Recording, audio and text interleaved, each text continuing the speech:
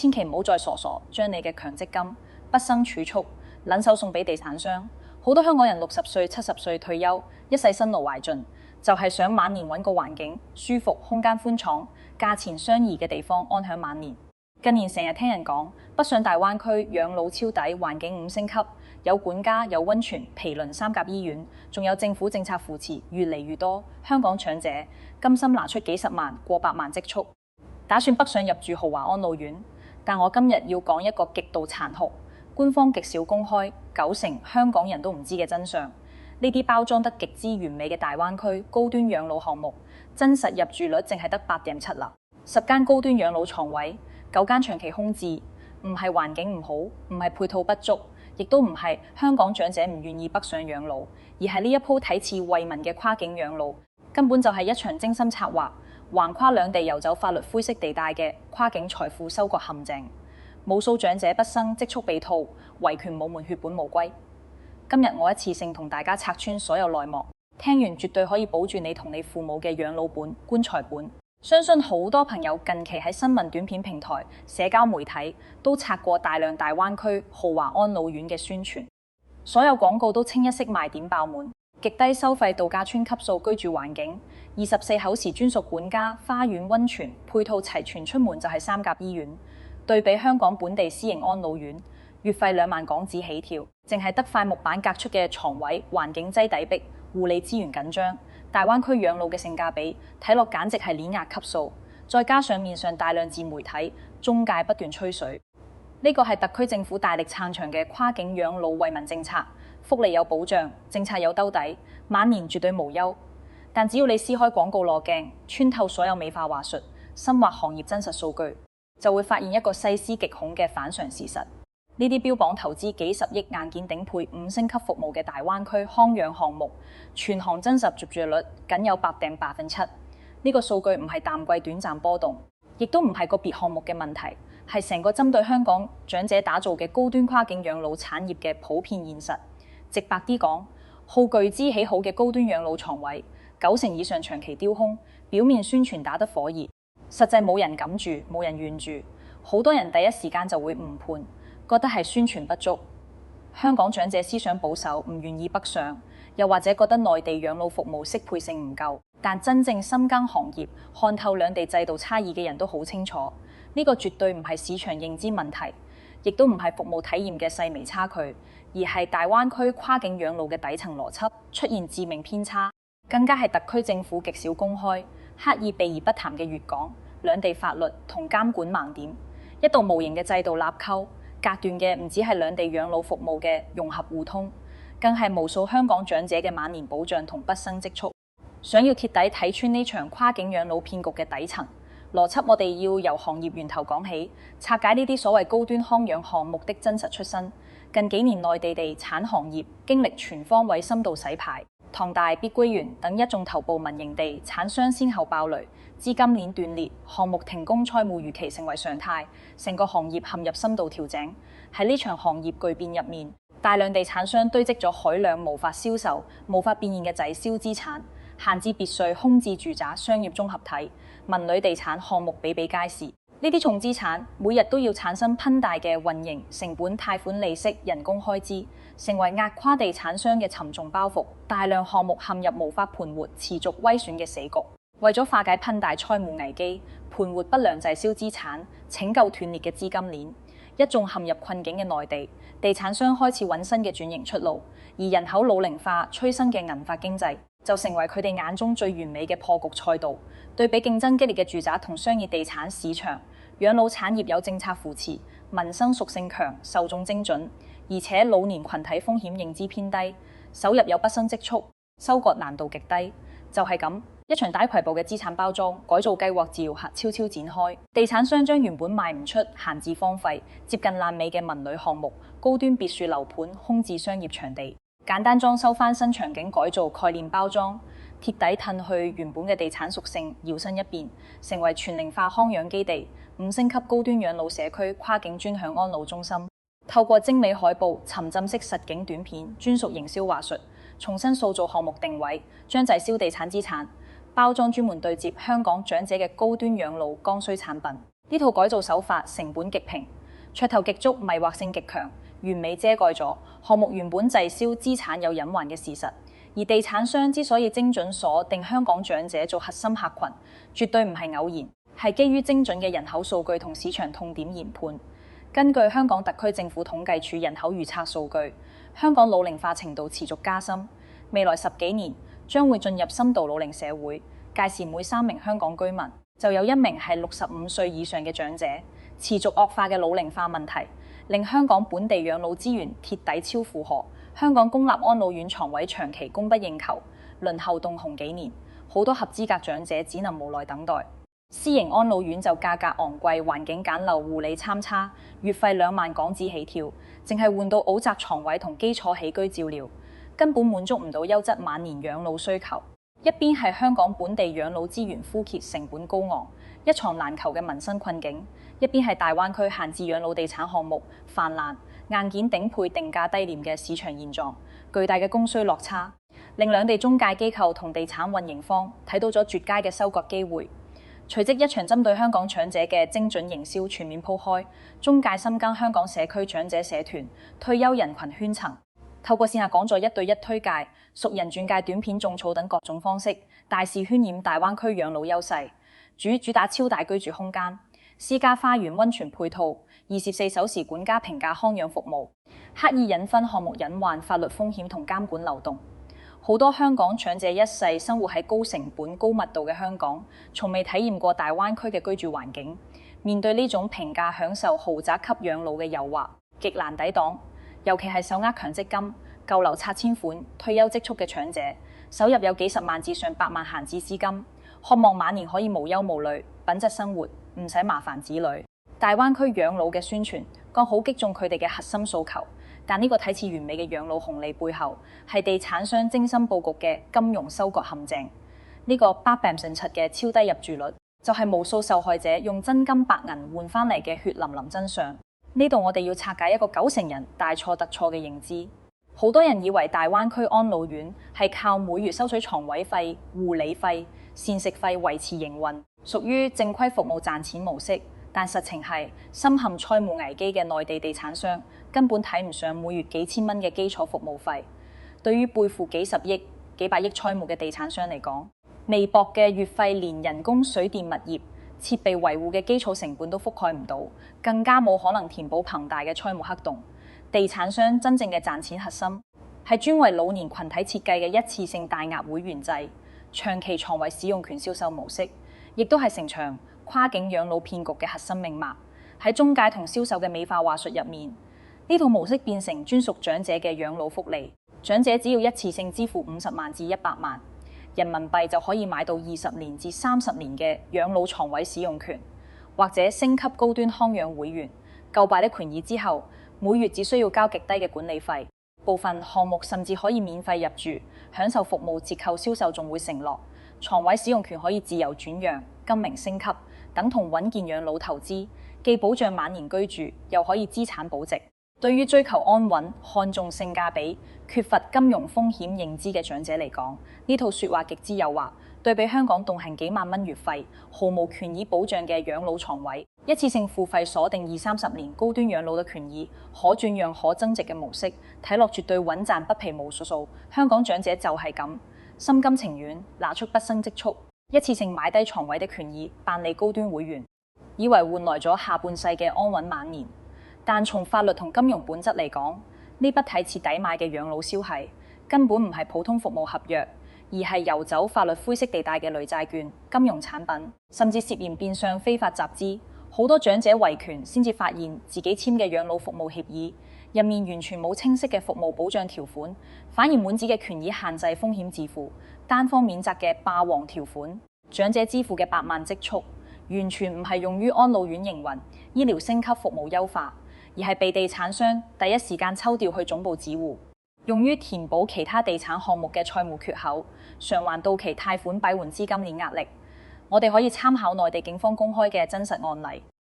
廣東警方曾經通報多宗跨境養老詐騙案，其中一間大灣區高端康養項目，透過會員制床位使用權模式累計吸收數百名香港長者資金超6000萬人民幣，所有養老資金1分錢都冇用，喺項目運營上面，全部被地產商挪用還債資金拆借，最終地產商資金鏈鐵底斷裂，項目停運倒閉，數百名香港長者嘅畢生積蓄瞬間化為烏有。呢類案件喺大灣區養老行業絕非個例，只係大部分受害者因為跨境維權難度極大，最終不了了之，冇被大眾得知。當地產商猜疑鐵底爆雷，項目無力經營，安老院被逼關門停業嘅時候，長者手入嗰張價值幾十萬、上百萬嘅床位嘅權益憑證就會變成一張毫無價值嘅廢紙。好多長者假使透過法律維權，先至發現自己陷入全方位嘅絕境。從債權優先級嚟講，內地國有銀行金融機構係第一順位債權人，地產商破產清算之後，所有剩餘資產回款資金會優先償還銀行債務。而告擺床位嘅權益嘅普通長者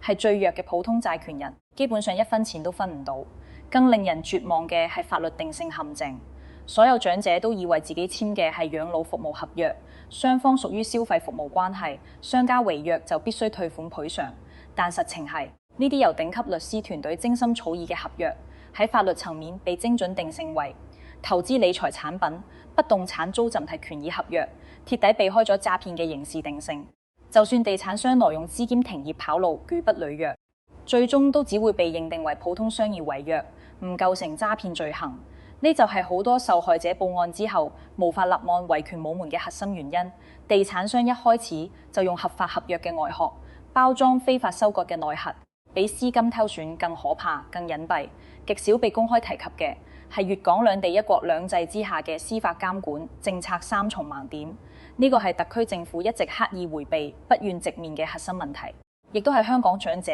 跨境養老維權冇門嘅根本心結。好多人都會疑惑，既然跨境養老風險重重，點解特區政府仲要大力推廣，推出廣東計劃、福建計劃、醫療券、大灣區試點等惠民政策，鼓勵香港長者北上養老？答案好簡單，政策大力引流，但監管保障完全缺位，兩者嚴重脫節。首先係司法管轄權嘅絕對割裂。香港實行英美法系，內地實行大陸法系，兩套法律體係完全獨立，互不隸屬，互不互通。司法管轄權以深圳河為絕對邊界。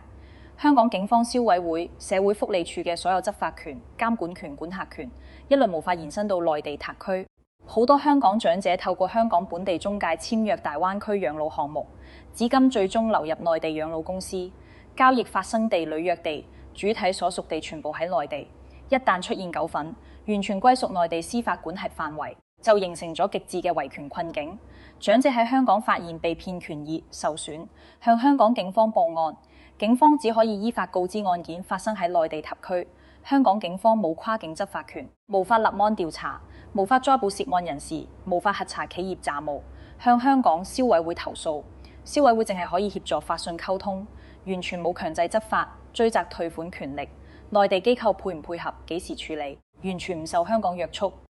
最終所有維權壓力全部落喺年長嘅長者身上，要老人家自己跨境奔波搜集證據，內地報案、法院起訴，對於高齡長者嚟講，根本係冇可能完成嘅事。其次係監管標準嘅嚴重斷層。香港本地安老行業有極嚴苛完善嘅監管體系，安老院條例對床位空間、消防安全、人手配比、護理資質、膳食標準、收費規範都有明確硬性規定。社署會定期突擊檢查、常態巡查，一旦發現違規營運、服務縮水虐老、亂收費等問題，即時追責罰款、勒令停業整頓。香港長者嘅養老嘅權益有完整制度兜底，但大灣區養老機構由內地民政局市場監督管理局監管，兩地監管標準、執行力度、准入門檻天差地別。好多標榜5星級嘅康養項目，紙面資質齊全、標準完美，實際營運漏洞百出。大量護理人員係本地臨時招聘嘅冇資質人員，冇接受過專業醫療護理培訓，唔識長者急救、慢病照料、康復護理，只可以做簡單起居打點。宣傳入面嘅高端醫療設備、康復器材長期閒置保養缺失，承諾嘅定期體檢、專屬康養服務隨意縮水，呢啲亂象普遍存在，卻極難被有效監管。更致命嘅係，香港社署對內地養老機構零監管權，無法介入核查，無法追責整改。香港長者北上養老等同脫離本地保護，完全暴露喺不規範嘅市場環境入面。更深層次、最令人心寒嘅係政策層面嘅雙向拉扯同制度矛盾。呢個亦都係好多立法會議員多次質疑，卻長期未被優化嘅制度漏洞。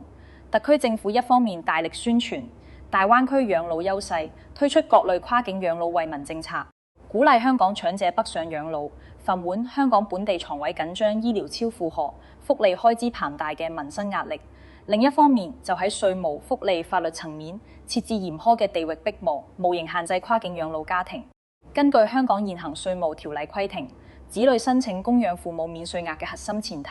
係受供養父母通常居於香港，呢就出現極度荒誕嘅局面。子女響應特區政府號召，自費承擔高昂費用，安排父母入住大灣區高端安老院，長期悉心供養，承擔全部養老開支同陪護壓力。不單止冇減輕半分作上責任，仲要額外承擔跨境探訪、交通費、內地高昂醫療費、異地照料嘅時間成本。但淨係因為父母住喺深圳河對岸，就徹底失去申請免稅額嘅資格，完全享受唔到任何稅務優惠。呢種一邊鼓勵跨境養老，一邊制度設限嘅雙重標準，本質上係特區政府推動大灣區融合過程嘅冷靜表現，只追求政策落地嘅表面數據、民生噱頭，卻唔同步修訂法律，打通監管、完善配套，令積極響應政策嘅普通家庭成為制度漏洞嘅直接受害者，背上無形嘅經濟同嘅權業枷鎖。如果話市金胎損嘅權益受損係經濟層面嘅傷害，咁跨境醫療嘅致命盲點就係直接威嚇長者生命安全嘅最大隱患，亦都係88.7超低入住率最核心、最致命嘅原因。幾乎所有大灣區養老中介嘅宣傳話術都會重點主打醫養極行優勢，聲稱安老院毗鄰三甲醫院，院內設醫療中心對接，香港醫療券就醫無縫對接。但呢啲宣傳永遠只講優勢，刻意引分兩地醫療體，係事故認定、收費標準急救轉運嘅巨大差異同致命漏洞。首先係醫療事故維權嘅天生教溝，香港擁有成熟透明嘅醫療監管體系。醫療事故有清晰劃定標準、追責機制、法律援助渠道，患者可以透過高等法院起訴維權，全程公開透明，權責分明。但內地醫療糾紛需要由當地醫學會劃定，劃定主體同醫療機構存在地域關聯。對於人哋生疏、語言有別唔熟悉、內地規則嘅香港長者同家屬嚟講，想要取證維權追責索償難於登天。一旦發生醫療事故，大部分家庭只能無奈自認虧損，求助無門，投訴無路。其次係醫療費用嘅無底洞消耗。香港長者依託公立醫療體係有極強嘅政府福利兜底。公立醫院住院手術、基礎治療費用極低，每日基礎住院費只係幾十港紙。大病重症有政府全額資助，唔需要承擔高昂開支。但內地醫療體係以市場化醫保為主，就算香港長者可以參保內地城鄉居民醫保，每年繳納幾百蚊保費，睇似有基礎保障，實際報銷限制極多。大量進口特效藥、標靶藥、高端體檢、重症治療項目都唔喺醫保報銷目錄之內，需要全額自費。好多入住大灣區安老院嘅香港長者，一旦突發中風、心臟病、高血壓、危障等老年常見病，緊急送往周邊三甲醫院之後，第一時間面對嘅並非救治，而是數十萬人民幣嘅高額住院按金要求。如果家屬身處香港，跨境匯款延遲手續繁雜，隨時會錯過最佳救治時機。與此同時，安老院會以長者喪失自理能力、需要升級護理等級為由，單方面大幅加價，月度護理費由4000蚊暴漲至15000蚊以上，合約入面暗藏霸王條款，長者同家屬無權拒絕，否則會被強調調位降級照料。無數香港長者幾十年辛苦積落嘅強積金養老積蓄，唔係消耗喺日常養老開支，而係一場突發疾病就瞬間蒸發。原本以為性價比極高嘅跨境養老，最終變成無底洞式嘅資金消耗。呢個就係大量香港家庭放棄大灣區養老嘅核心原因之一。最致命、最不為人知嘅隱患係跨境急救轉運嘅制度空白。好多家庭喺長者重病、內地無力救治之時，第一時間想將老人家送返香港公立醫院就醫，卻發現兩地根本冇點對點嘅跨境急救通道，受限於兩地車牌、醫療資質、執業規範、邊境管控等多重限制。內地救護車唔可以直接入香港，香港救護車亦都唔可以跨境接人，實際急救流程極之繁複，兼且風險極高。家屬需要自費聘請內地私人救護車，將危重長者送到深圳灣、落馬洲等指定口岸，喺露天邊境冇專業醫療保障嘅環境之下，將插滿醫療儀器、生命體徵虛弱嘅長者由內地救護車轉移到香港消防處救護車，再送往香港公立醫院救治。呢種露天換車、中途轉運嘅操作，對於危重長者嚟講，每一秒都係同死神博弈。就算兩地政府推出少量跨境救護車試點服務，但覆蓋範圍、響應速度、服務能力極其有限，只應對輕症轉運，完全處理唔到突發急性重病、緊急急救場景。無數危重長者因為跨境轉運嘅制度漏洞、流程繁，錯過黃金救治時間，留下終身遺憾。正因為積金盼局、法律盲點、監管漏洞、醫療隱患、維權困境嘅多重疊加，令第一批試水大灣區養老嘅香港家庭飽受損失。真實嘅負面體驗喺圈層迅速傳播之後，愈來愈多香港長者變得清醒謹慎，寧願留喺香港排隊等公立床位承擔高成本，都唔願意奔赴表面光鮮內裏高危嘅大灣區養老市場。呢個先係8.7超低入住率嘅完整真相。唔係硬件差、環境差，而係制度漏洞積起嘅高牆，鐵底打碎咗跨境養老嘅民生紅利。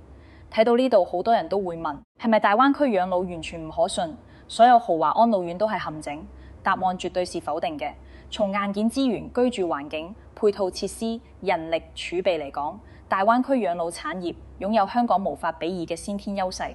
香港土地稀缺，養老場地不足，護理人手緊張，而大灣區地闊人足，場地充足，人力充沛，絕對有能力承接香港外溢嘅養老需求，打造高品質平價嘅跨境養老體系。呢個係不可逆嘅大灣區融合大圖勢。真正嘅問題核心，從來都唔係大灣區養老模式本身，而係政策引流同風險告知嚴重失衡，制度配套長期缺失，兩地監管雙空白。兩地政府一味宣傳跨境養老嘅優勢紅利，不斷推出引流政策，卻刻意迴避風險，隱患遲遲唔修補，制度漏洞，將所有市場風險、法律風險、生命風險全部轉嫁俾普通市民。對於每一個香港家庭嚟講，喺官方保障睇係未完善、制度漏洞未修補嘅前提下，最緊要嘅就係提升自我風險意識，主動避坑，守住晚年同積蓄安全。以下大量真實案例、法律細則同行業亂象，我整理咗3條核心保命原則，只要嚴格遵守就可以避開99嘅大灣區跨境養老騙局同風險，守住自己同家人嘅畢生積蓄，晚年安穩。第一條原則，堅決拒絕所有一次性大額付費、會員制、長期床位使用權套餐，無論銷售話術幾咁動聽，折扣幾咁吸引，權益幾咁完美，只要對方要求一次性繳納數月以上費用幾十萬會員費、長期床位費，即刻拒絕馬上離場。正規安全嘅養老服務，一律採用按月付費、即交即結模式，每月淨交床位費、膳食費、基礎護理費，權責清晰、靈活可控。呢種模式最大優勢就係主動權永遠喺自己手上。一旦安老院服務變差、運營異常、地產商爆雷，隨時可以終止合約，申請退費。最大損失只係1個月服務費，絕對唔會出現幾十萬、上百萬資金被套血本無歸嘅慘況。喺地產行業普遍資金緊張、風險極高嘅環境之下，手握現金、靈活履約係長者最大嘅安全底線同談判籌碼。第2條原則，逐字審核合約條款，拒絕所有口頭承諾主動，補齊法律漏洞。所有香港長者一定要牢牢記住，中介嘅口頭宣傳、銷售嘅口頭承諾、宣傳單張嘅美化內容，喺法律層面統統無效。香港中介只係中間代理人，唔需要為後續服務違約項目爆雷、資金雞損，承擔任何連帶責任。賺完佣金就可以拍拍屁股走人，所有風險全部由簽約長者承擔。因此簽署養老合約之時，必須逐字逐句核查所有條款，重點睇收費調整機制、服務變更規則、護理等級界定、退費條款、違約責任5大核心內容。與此同時，必須主動加入限制性條款，杜絕霸王漏洞。明確約定每年費用漲幅唔超過5%，或者當地通行率，禁止單方面隨意加價。明確約定護理等級調整、房型變更、服務縮水等重大調整，必須經香港家屬書面確認或者親身到場簽字。安老院無權單方面改約、加收費用，詳細列明退費規則、違約賠償標準、服務兜底條款，將所有口頭承諾落實到書面合約，作為行動壓縮法律漏洞。第3條原則，提前搭建跨境醫療應急預案，守住生命安全底線。醫療風險係跨境養老最致命嘅隱患，絕對唔可以臨急抱佛腳。喺長者入住大灣區安老院之前，家屬必須親身實地排查周邊醫療資源，落實3大核心資訊：附近3甲醫院是否接納香港醫療券自費住院、詳細收費標準、重症救治流程。同時一定要預留2至3間正規可靠嘅跨境醫療轉運機構聯絡方式，提前摸清跨境急救病患轉運嘅完整流程、費用同時效。家屬必須預先制定清晰嘅應急決策機制，輕症慢病可以喺內地康養治療，一旦出現突發重病危重情況，必須第一時間啟動跨境轉運機制，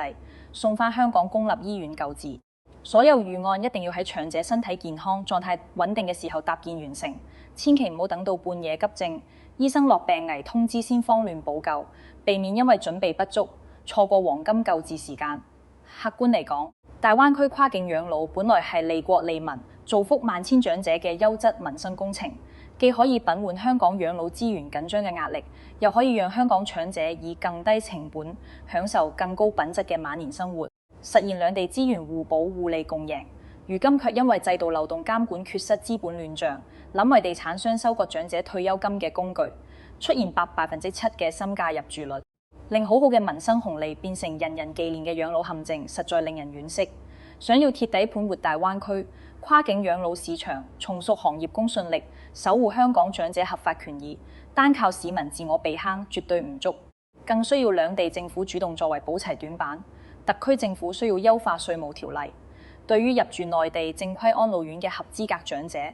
恢復子女供養父母免稅額，打破不合理嘅地域逼迫。香港社署需要建立跨境安老院官方認證、定期評級、公開公示機制，等市民可以清晰分辨合規機構同問題項目。兩地司法監管、消保部門需要搭建跨境聯動機制，設立專屬養老消系糾紛仲裁通道。與此同時，徹底打通跨境急救綠色通道，實現病患無縫轉運生命嘅權益無邊界兜底。只有逐個補齊法律盲點、監管漏洞、政策短板、醫療缺口，搭建起跨越深圳河嘅制度安全網，大灣區養老產業先可以褪去資本收割嘅灰色外衣，真正回歸民生本質。8.7%嘅超低入住，率先可以真正回暖，令每一個選擇跨境養老嘅長者都可以安居樂業、安享晚年。睇到呢度，無論你係自己即將退休規劃晚年生活，抑或屋企有年長，父母準備幫長者安排養老規劃，都一定要保持清醒頭腦，提升風險意識，多一分法律常識，就少一分錢財損失，少一分生命風險。千祈唔好被光鮮亮麗嘅廣告噱頭蒙蔽雙眼，唔好將一世辛勞積落嘅養老本白白送俾資本收割，成為跨境養老亂象嘅犧牲品。呢條片嘅深度拆解同避坑心得對你有用嘅話，即刻點讚、訂閱、收藏、轉發，將呢份珍貴嘅避坑指南分享俾身邊嘅親朋好友、鄰里街坊，等更多香港人可以睇清大灣區養老嘅真實內幕，遠離陷阱，守住積蓄同晚年安穩。亦都歡迎大家喺留言區留言分享，講下你見過嘅養老騙局、踩坑經歷同避坑心得，一齊交流警醒，互助自保。我後續會持續拆解更多跨境民生陷阱、隱藏騙局、理財套路，持續更新實用避坑乾貨。一定要訂閱我個頻道，開啟鐘聲提醒，絕對唔好錯過每一集保命避坑內容。